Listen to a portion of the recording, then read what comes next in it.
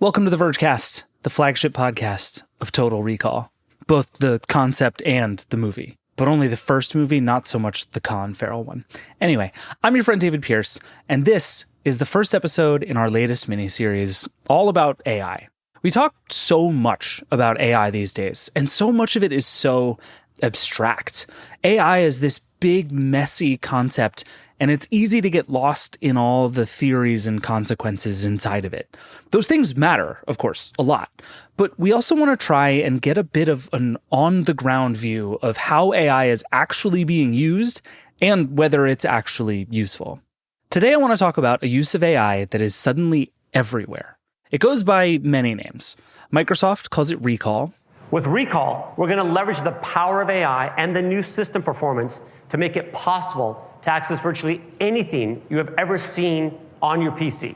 Apple calls it Personal Intelligence. It understands who's in your photo library, so you can just ask Photos to create a movie about Leo learning to fish. For Google, it's one of the most important features of Gemini. Do you remember where you saw my glasses? Yes, I do. Your glasses were on the desk near a red apple.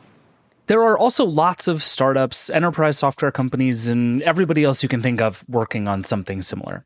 Call this feature whatever you want, but the goal of them is all the same. To remember everything you need to remember and give it back to you at exactly the right moment and in exactly the right way.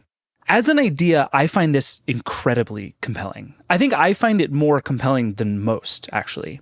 See, I have this thing called aphantasia, which essentially means I don't see pictures in my head. Like, if I tell you right now to picture an apple, there's a wide range of things that you might be picturing. Maybe you see a super crisp, detailed apple with colors and leaves on the stem, and there's a whole surrounding universe around it. Or maybe you just see sort of a cartoony-looking apple, like the appleiest apple you've ever seen. Maybe you just see the rough shape of an apple in your mind's eye. If you're like me, you don't see anything. Nothing. Blackness. I can tell you what an apple looks like. I know what an apple looks like, but I can't see it there.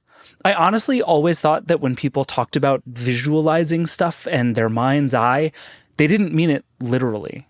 It breaks my brain still to this day every time I think about the fact that people can just conjure images in their brain and they see them. I don't get it, and people who see it don't get that I don't. Brains are weird. One thing that seems to be true about people with aphantasia, like me, is that we don't necessarily have particularly great visual memories. Like, I can't just conjure up a photo of my childhood home, you know? I remember lots of things. And to be clear, I don't think aphantasia is like a disability so much as it is just a different way your brain works. But I just don't have that kind of visual memory. So over the years, I've leaned pretty hard on technology to help me fix that. I take a lot of photos, and I love all the on this day and automatically generated albums that I get on my phone and in Google Photos. I've tried to journal much more over the years because going back to words and pictures and videos does put me back in a place better than just closing my eyes and trying to remember something. And anyone who knows me will tell you that I am an obsessive note taker and list maker because it just helps me keep my world in order. It's how I remember things and go back to things. All of this is to say that a tool like the one these companies are describing is kind of my dream. Something that can remember every article I read, every message I receive, everything I need to do, person I meet, place I go, everything else that happens in my life, and then both store all of that for me to access and then actually present it to me when I need it. That would literally change my life. There are obviously huge, complex privacy and data security questions associated with how that all works, and I want to get to that. But this is one of the things AI is actually pretty good at. Just storing, sorting, and categorizing vast amounts of data. What if that data could be my life? I wanted to get some perspective on what it takes to actually pull this off, so I called up one of the people who's been working on it the longest. I'm Dan Siroker, the co-founder and CEO of Limitless. Here's Dan's story in a nutshell. He worked at Google out of school, then started a company called Optimizely, which he sold in 2020, and along the way, he started to lose his hearing. The way he described it to me, he had this really visceral experience the first time he tried on a hearing aid. He told me it was like gaining a superpower. And he started to look for other ways to give himself and other people technological superpowers like that. And he landed on memory. We as humans are terrible at remembering things. We forget things over time. We forget things immediately because we just weren't paying attention when we learned them. We remember things but misremember where they came from. We remember things selectively because we come to everything with specific biases. Some people have better memories than others, but nobody's memory is perfect. And Dan had this thought that maybe he could help fix that. It started with this idea, well, if there's a hearing aid for hearing and glasses for vision, what's the equivalent for memory? The first version of Limitless was actually an app called Rewind, which you'd install onto your Mac, and it would immediately begin to capture audio through your microphone and speakers, and it would also take almost constant screenshots of whatever you were doing on your screen. That basic technology is pretty simple, right? Capture a bunch of audio, take a lot of screenshots, and it gets you pretty far in terms of trying to figure out what you're doing on your computer. The question then is what to do with all of that. What does it actually mean to give someone a better memory? At the beginning, that was the big question for Rewind. It's good to think about it as an analogy. It's like there are many things today that you do not remember, and you're very happy to have offloaded technology. A good example is phone numbers. I'm not sure the last time you had to type in an actual phone number in your phone, pretty rare. Now you just open up your phone and tap the person's name. There's a period of time in my youth where I had to remember everyone's phone number, and that's the way I would call them. Similarly, with getting from point A to point B, there was a period of time in our life when we had to remember cross streets and we had to remember how to navigate the world. Now we just tell the computer, this is where we want to go. And it gives us in time, real time, the most optimal route we can take. And like the memory of those things, I'm using those as very basic examples, we don't miss at all. There are other things in our lives that are like that we don't even realize we're forgetting because our memory is flawed. A good example is how I know a person, or when you and I maybe reconnect in a few months, how old was your young one? And those details that actually help build connection and rapport, make us feel more human to one another. They might seem robotic to have your computer remember for you, but they also create this amazing connection that if you imagine a world where if you had perfect memory, what you could do, both in terms of connection, in terms of productivity. In the same way, could you imagine if you wore glasses today or contact lenses, could you imagine going a day without them? Like, why would you live your life blurry? And that same thing could be said of memory. Why would you live your life with a blurry memory? That's such an interesting philosophy question, right? Because I feel like the way you think about that as opposed to something like hearing aids is an interesting one, because I think what you're saying is less kind of let's solve for an issue that you're having, right? And kind of get something back to the level at which you had it or would like it to be. And more saying like, how do we limitless pill this, right? And it's like, what if instead of using 10% of your brain, you use 100% of your brain? And that's such an interesting, what does it mean to be a person when you have all of that stuff? It's like, have you ever seen the reaction people have to dating spreadsheets when people have these really intense databases with all the people they're going out with? On the one hand, makes total sense, but on the other hand, I think it gives people this sort of human ick in a way that I've never really been able to describe. This is such a technological question we're having to reckon with right now in so many ways that it's like, if all of this stuff is just available to me, how do I use it in a way that makes it still feel like me and feel human and feel honest and feel real? And I don't know, it's not even really a question. It just opens up these really complicated, philosophical wanderings in a way that so much AI stuff does right now for me. Yeah, I often imagine how will the future think of us today? And one way to think about that question is to think about how we think about people 50 or 100 or 150 years ago. And that feeling you described, that ick of using computers to do a thing that you thought should just be, why not just go to a bar and meet somebody? That ick actually, in hindsight, seems silly. It's like the same way that people had an ick toward cars. Well, I love my horse. And they had an ick toward telephones. That feeling of newness, of novelty, of difference. People just as human beings are not wired well to respond to change. We are just not. There are some people who are very excited about new. They buy the newest gadget. I'm one of them. No matter what it is, no matter how bad it is, just that it's new is good enough for me. There's others for that would be the worst way to live life. They just want to, they're happy with the way things are. And the world is changing faster than they would like, and it's changing faster than ever. And, the way I think about it is 5, 50, 100 years from now, people will look back at today and be shocked that we accepted the lives that we live, that we would forget 90% of what happens after a week, and that we thought that was okay. Sure, yeah, this brilliant device that we have of our mind that is so precious, this incredible machine, we just let it forget things, and that's okay, no big deal, that's just life. I think people will laugh at that. My grandkids will ask me, really, Daddy, you just went through life forgetting most of it, and that was okay with you? I don't know that I buy that theory of the future completely for whatever it's worth, but it is a theory that I hear a lot in talking to AI people. And it's largely true over time that as we found more ways to augment our own capabilities, things have gotten better. I mean, look, what is a computer if not a way to just do math faster than writing it down on paper, right? Offloading things that we don't do well to technology that does do it well tends to be a pretty good outcome in a lot of ways. We have to take a really quick break, and then we're going to talk about what an app actually does when it tries to give you a better memory. We'll be right back.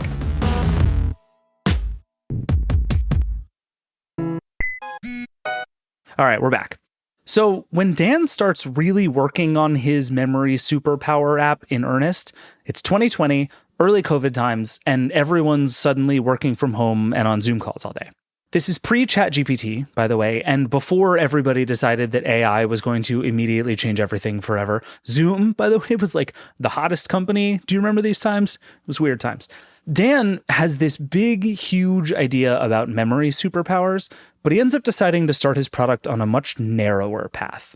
We started with a meeting bot. Everyone was doing Zoom meetings. It was a bot that would join your meeting, capture, record it, transcribe it, and make that shareable. When we started, that was novel. And then every week a new startup came and did it. And now there's dozens of companies doing that. You just described my whole news writing life of 2020 is that startup over and over again. Yeah, exactly. So that became very crowded. And what we realized from our users is, and this is where any of our best ideas came from, they're all the seed in a problem that our users describe. They love the idea of comprehensiveness. They really wanted to capture more of their lives, not just these, Zoom meetings they're having.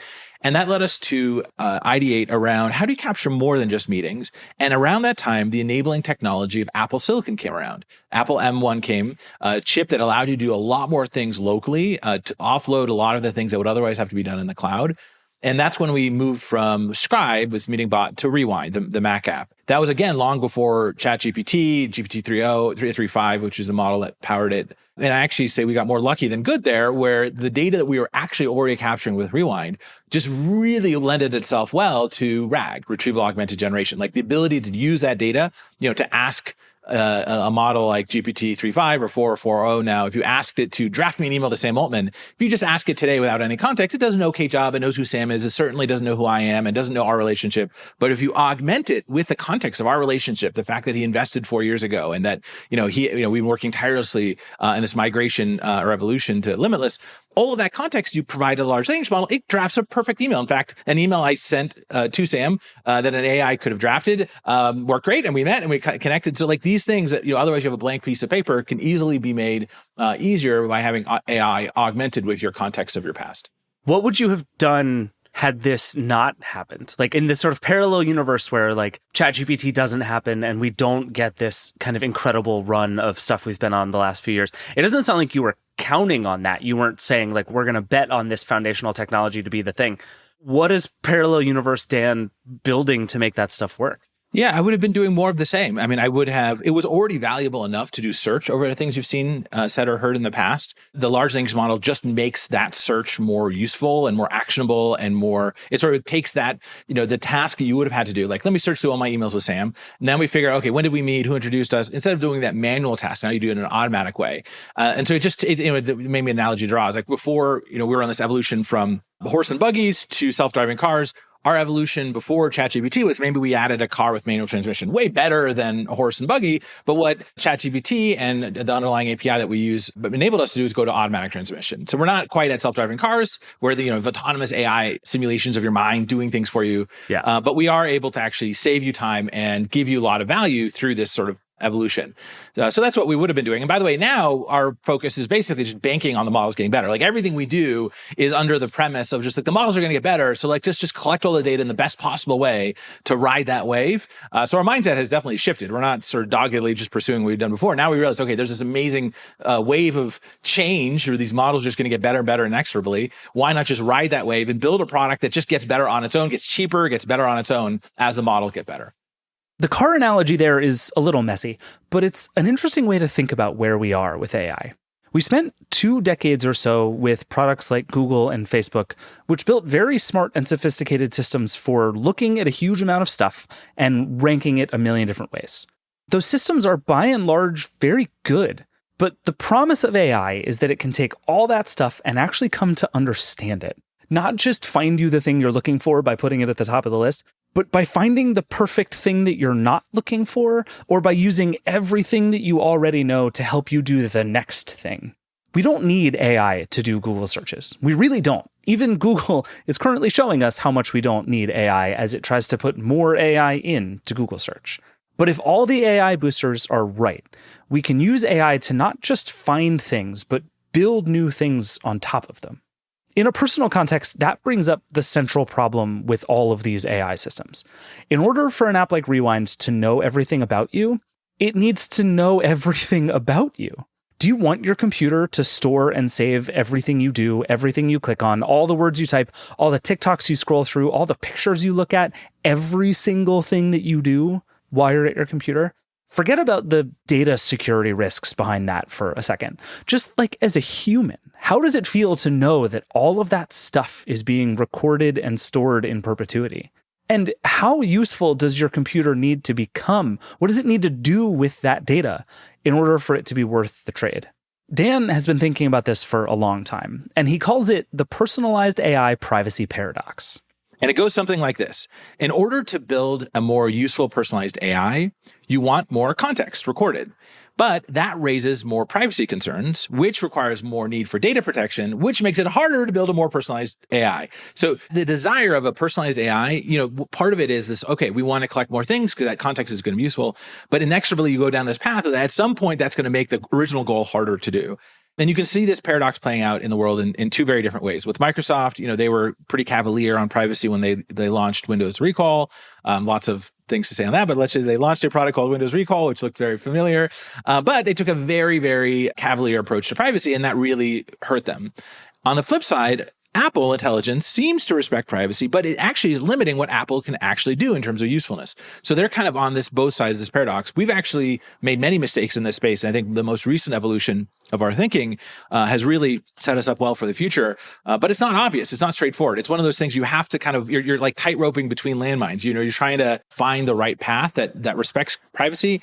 It doesn't make it a choice between privacy and convenience. At the same time, makes the product useful enough because you're able to use the data in a way to offer a personalized AI.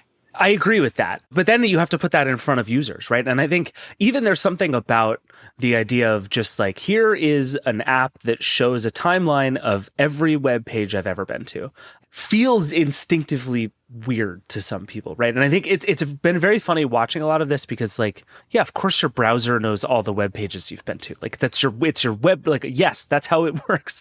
But I think a lot of what has been happening in these recent months is people are slowly starting to understand kind of how much awareness their technology has of what they're doing with it in a way that everybody probably should have had before but didn't. And I feel like what you did, especially with Rewind in the early days, is like really speed that process up, right? You're like this app knows everything, and it's actually its job to know everything. And I wonder if to some extent it helps because it's like a thing you have to download. So by definition, you're going to get people who are more comfortable with it rather than like building it into the operating system. But you have to do this thing, I would think, right away where you're like, okay, this is asking a lot.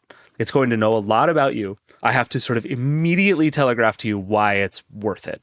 And I feel like that's a pretty big hurdle to clear right away. Yeah, I think we certainly paved the way there, but I wouldn't say we didn't make any mistakes. I think showing a timeline of everything you've seen is interesting. It's a cool party trick. Like, it helps create, this magical moment of like, wow, I didn't realize I could do that. And the people love that. And that's partly why we named the first product in this space Rewind.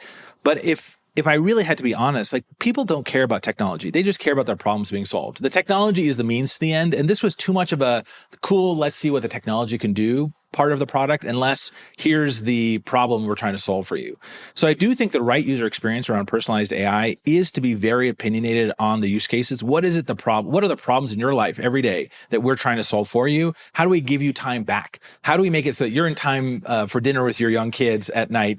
Those are the kinds of problems people care about. The technology and how sophisticated it is, they could care less. Like that data, the architecture, that it's important to us because it's how we build the product. But to a user, that's just implementation detail. So I do think Limitless does a much better job of this. This is why we've kind of evolved and even partly the reason that we renamed the product, because the core experience of rewinding time isn't the core thing people want. The job to be done is give me back more time, make me more productive, take things off my plate. What are things I do every day that frankly, I just don't need to do? And a machine can do a better job of, be more reliable, and just give me back more time so I can do the things that I'm uniquely well suited to do. So those are the kinds of things and the kinds of experiences that I think will ultimately win in this world of personalized AI. What are some of those things that you identified early on as solutions to those problems that you're describing? Yeah, I mean, big one is a blank piece of paper. Very often as knowledge workers, you start with a blank piece of paper. Maybe it's an article you're writing or an email you're sending or even a simple text message you're sending to somebody. It's writer's block is a big version of this problem, but it's this idea that starting from zero is much harder. And part of what a machine can do uniquely well is capture the context you might want when you're starting from zero. A good example is drafting emails. I gave an example of sort of drafting emails, Sam Altman. Starting from scratch is a much, why spend all that time and energy when a machine can surface to you perfectly the thing you might need and want. A way you can think about it is autocomplete for your life. Why do so many times you have to start with a empty line and where a machine can provide an option? It doesn't do it autonomously. It just provides a draft, something you can edit and tweak and change and delete. That's like a perfect win between, like I said before, horse and buggy and self-driving cars. There's going to be a day when AI can do things autonomously. We trust it. It can book you a trip for you and your wife to Italy in 3 months, and it'll put the right seat and everything. Right now, the use cases I think the AI is well suited for are these semi-autonomous use cases, things like drafting notes. So that's just one. There's many, many others. Is that memory, though? It is in the sense that the context that's useful for those moments are memories. They're things from your past. They're details around your last conversation. If you think about this idea that we forget 90% of what happens after a week, you have a weekly team meeting. Many folks probably listen to this, have a weekly team meeting with their team at work. Maybe it's an hour-long meeting. At best, the people remember 6 minutes of that last meeting. So, simple things like following up with the context of what was said in that decision in the last meeting, the set of decisions, those kinds of use cases, meeting summaries, preparing you for meetings, live notes during meetings, all of these things are great sort of use cases that personalized AI can help you solve. It seems to me there's almost two different things going on there. Because on the one hand, there's the thing that's like, okay, I'm going to make it easier for you to remember at least all the important bits of your 1 hour long meeting last week, right? So that when you go to your next meeting, you can very quickly call up all the things you talked about last week. That is, I feel like, a thing a lot of AI companies are pursuing, right? This like, take a bunch of notes or we'll take the notes for you, and then we're going to give you sort of quick recall of those notes. But I feel like you're also describing kind of a full step beyond that, which is just instead of helping you sort of actively remember something, we're going to use all the things that you forgot to help you do new things. Yes. Those feel like two different things to me. They are two different things, but the analogy I'll draw is go back to GPS or go back to phone numbers. Like remembering somebody's phone number was the means to the end of a conversation with that person. If you don't have to remember the phone number and just go straight to the conversation, that's a win. Understanding cross streets, that was the means to the end of getting to someplace else. If you can just get to that other place without having to think about it, that's the means to the end. When people think about when we're solving memory and trying to help you capture memories, it's not about the sheer fact that you have those memories and it's a nice thing to clutch onto. It's the goal of trying to solve a problem for you, like drafting you an email to somebody using the context of your relationship. So those are all the means to the end. The ends are the things we focus on. What are the problems we can solve for you? What are things we can take off your plate that AI can do well? And the data and the capture that we capture in your memories is the means to that end. Do you think there's value in the means there? I think, you mentioned people don't actually spend a lot of time like scrubbing back through their old stuff, but I think about like the whole sort of journaling community, right? There's this real belief that like having these artifacts and reviewing them periodically and having them come back to you is there's real value in just the process of revisiting the past. Do you think that matters in this context? Yeah, I do. I think that's just one of the many use cases. Like, I think many people can get value from Limitless without doing any of that. And then others will also get additional value. A great example is getting insights into your life. When during the day are you the most excited? Who in your life gives you energy? Who in your life drains energy? Looking back at the conversations you have with people is a great way to answer those questions. How many times are you interrupting people? How many filler words are you using? When are you using them? All these things, the sort of introspective, quantitative self. You can think about, sleep fitness. 8 Sleep has sort of introduced this whole concept of sleep fitness. But there's a whole set of that, which is kind of mind fitness. Like, how do I show up in the world through my conversations? I can get a window into, and how do I improve and how to get better? So I absolutely believe in that. I don't know if it means you have to literally read every word. I think there's things, again, AI can do well there in that space to help you reflect and improve based off of your past. But that's all just one example of all the things we lose the moment we forget something. Ultimately, in talking to Dan and others about this stuff, it seems like there are two huge challenges to solve with any kind of AI memory product. The first one is the AI one, which I actually thought would be the hard part, but am increasingly convinced is the easy part. It's just, how do you figure out what's actually relevant in all the data people are collecting?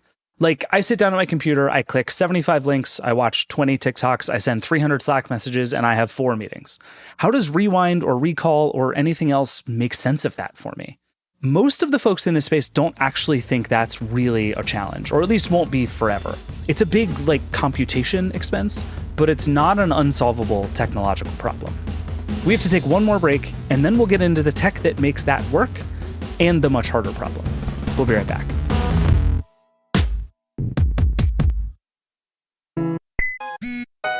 All right, we're back. So the whole make sense of this giant database of stuff that you do on your computer problem that Rewind, Recall, and others have, the solution I keep hearing about is a technique called retrieval augmented generation, which everybody just calls RAG. Basically, in a RAG system, you're applying an AI model only to a set of data that you've selected that you know is good and relevant. That means the only information the model can access to answer your question is inside of that data set. Like, if you want to ask questions about a book, you don't want to ask questions about the book to the whole internet. You just want to ask it about the book. And just by giving it the book, that's RAG. There's some evidence that using RAG can make AI models less likely to find incorrect answers or make up new ones. And it's particularly useful, I think, right now in a business context where a model can access your company's internal wiki and nothing else. So it's more likely to find the right answer. It's a little harder to apply that idea to all the many varied things you do on a computer every day, but it's still a big step in the right direction. The much harder problem is getting all that data into the system in the first place. Screenshots and audio are a decent approximation of what you do on your computer all day, but what about when you're on your phone, or in the car, or watching TV, or out in the real world, where other humans are, and not interacting with screens at all? If you buy the idea that more data is good, and that the more you can collect, the more useful your AI tool can be, you need access to everything that a human sees, touches, hears, tastes, all their internal biometrics, and a million other things besides. We're not getting that technology anytime soon, no matter what anyone in tech will tell you. It's just not happening. And that's why most of these products are business focused right now, by the way. They're designed to help you remember what happened in a meeting, which is a finite and containable thing that you can record and summarize, and it has a beginning and an ending and outcomes. We're a long way away from applying these ideas to the rest of your life and the rest of your memory. The question in the meantime, though, is how much these tools need in order to be useful at all. We can't do the whole thing, but how do you do the next thing? The Apple feature I mentioned up top is actually a good example here. It's not like your iPhone is automatically taking pictures every time it senses something interesting happening. It's just trying to take pictures that you already have and put them together in the ways that you want. That's technically doable and still really useful. So how else can these tools do just a little more like that? That question is what led Dan and his team to rebrand their company from Rewind to Limitless and to build a gadget in addition to their app. I think in particular, conversations are the ones we found has been hugely valuable, where there's almost nothing being captured today. It's a very human thing. It is so much low-hanging fruit in terms of the value we can create, especially in-person conversations. That's a big reason we built the pendant, is to capture more than just Zoom meetings, but in-person conversations as well. The pendant he's talking about is called the Limitless pendant, and it's a $99 round clip that you can either wear on a lanyard or attach to your clothes or backpack. It kind of looks like an old school Fitbit to me. Whenever you activate the pendant, it starts recording audio. And for Limitless, the hope is that by capturing more of what you say and hear, you'll capture more of everything else too. I think in particular, the pendant is going to be amazing for relationships. When I first conceived of this idea of something you'd wear that might capture conversations, I was terrified to even mention it to my wife because I thought, she's going to hate it because now finally Dan's going to win an argument. And now the truth was the opposite. She said, perfect. Now we have clarity on what was said and what wasn't. And a lot of conflict comes from miscommunication, from misunderstanding, misremembering. So I actually think from a single player perspective and maybe 2-player perspective, one-on-one relationships, spousal relationships are actually going to be better. It sounds weird. I have a couple of friends who do this thing that when I describe what our product does, they mention this. I think a lot of people do this. They don't admit it because it sounds weird. What they do is, at least 2 of my friends that I know of, when they are about to get into a fight with their partner, they say, okay, let's start recording. They put out the phone and they start with a voice memo. They record the conversation because they know that things are going to get heated. They know that may need to go back to it. And it has been a gift, not a curse to the relationship to have kind of this impeccable memory of what was said. And I think those are the kinds of things that once people feel it, it's like, actually, you know what? You see somebody better when in your mind, you were so sure you're right. Like, no, you did not tell me to get eggs before I went to go to Trader Joe's. Oh, you did. And I was in my mind somewhere else. It creates a sense of truth and authenticity and connection in the world that I think today, because we forget so much, we don't know what we forget. We have conflict needlessly. That's such an interesting example. And I love that because there is immediately part of me that just recoils at the idea of my wife being like, hey, I'm going to start recording as soon as I start like being an ass. But then I can also totally see the point of that. And this goes back to that same sort of philosophical question of like, how much are we supposed to remember, right? And like, yeah, it would make my life easier if I had a pendant on that was like, yeah, she did tell you to go get eggs, but actually just reminded me to get eggs while I was out. Like that's where we go, right? Like that's where we actually get to something useful is I don't forget the eggs anymore. Totally agree. And by the way, I think that this is a product that is probably better suited for people who just want to do better and be better. Not everyone wants that. Some people they want to watch football. They want to be left alone, and they don't have this idea that their life could be better. But I actually think most people on this planet live their lives as zombies. They go through the routines and habits of their day.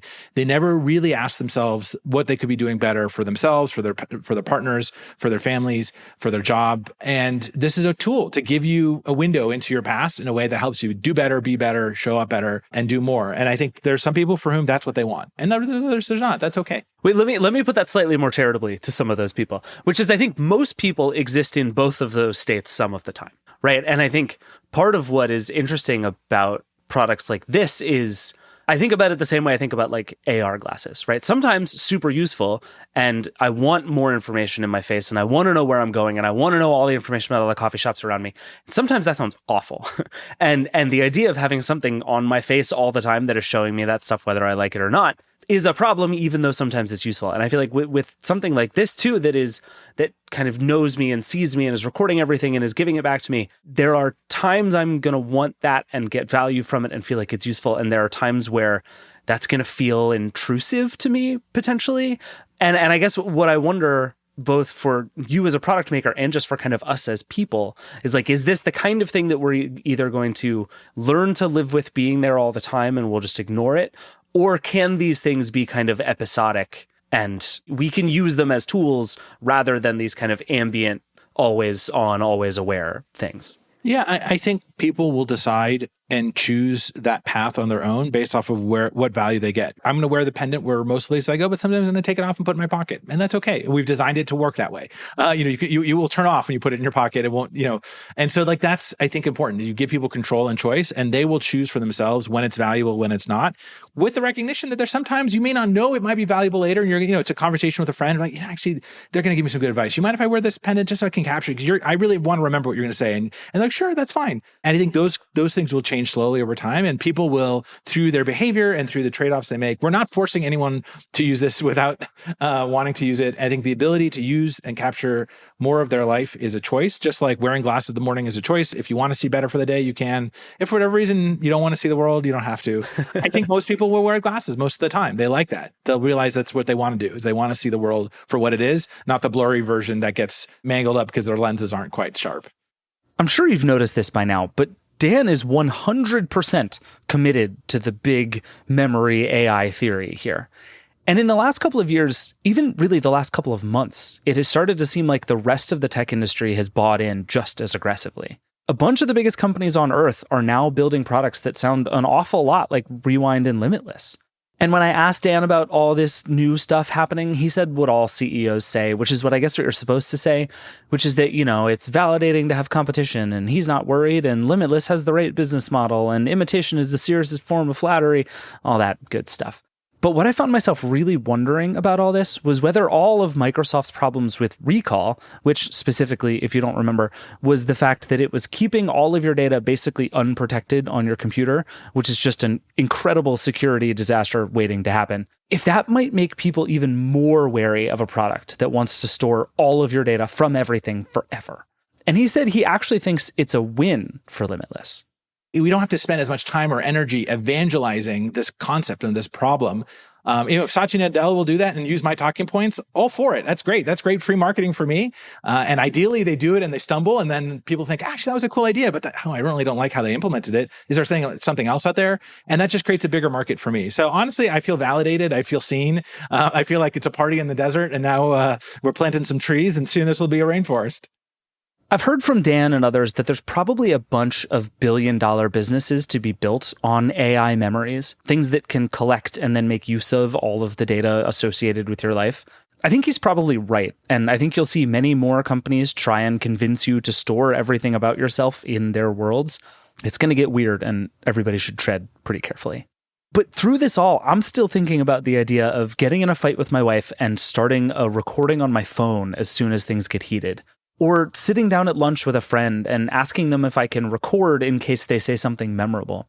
Sure, those things might make it easier to remember things later, and while I could take notes or something at the end of the meal, the real value might genuinely come from being able to recall something I didn't think was important, but suddenly days or weeks later, I realize actually matters a lot. But would recording those things change those things? Would lunch with my friend or a fight with my wife be different with the recorder on? Knowing that they would be preserved for forever and for me to access for action items or whatever else, does that change the thing as it's happening? I think it does, even though I can't always explain exactly how. Maybe Dan and everyone else are right, that in a few years or a few decades, it won't feel different and we'll all be used to it just like we're used to, phone cameras being totally ubiquitous now. But I can't help but feel like maybe having superpowers runs the risk of making us a little less human in the process. Wait, is that what all the Marvel movies are actually about? Having superpowers and being human at the same time? Anyway, sorry, that's a whole other podcast. Moving on. I'm fascinated by tools like Limitless and Recall, and I think they're going to be really useful to a lot of people. I'm going to use all of them, frankly. But I'm also increasingly excited about the less ambitious versions of these apps, where you get to decide what's important, but still let AI make sense of it. Like I use this app called My Mind, and it's basically just a repository of things that I like. That's how I use it. A podcast episode, a TV show, a funny GIF that I find, an article, a photo I take, anything that I like, I just save to My Mind, and the app automatically categorizes them with AI so that I can then search for sad movies or articles about sports or things that are read, and it'll show me stuff that I like. I've also really loved the new Photos app in iOS 18, which really emphasizes those automatically generated albums of people or things that you did, or just particularly interesting days you've had recently. Google, similarly, recently announced a feature I think is super clever, where you just create a giant repository of screenshots that Google's AI will look through and try to make sense of for you. In all those cases, all you have to do is basically signal, this is something I'd like to remember. This matters to me. And then the AI model does the rest.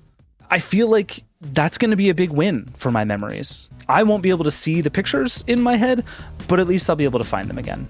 That feels close enough. All right, that's it for the Vergecast today. Thanks to Dan for chatting with me, and thank you, as always, for listening. As I said up top, this is the first episode in our 3-part series on AI, so make sure you come back next Sunday for the next installment. It's very different. It's a fun one. This show is produced by Andrew Marino, Liam James, and Will Poor.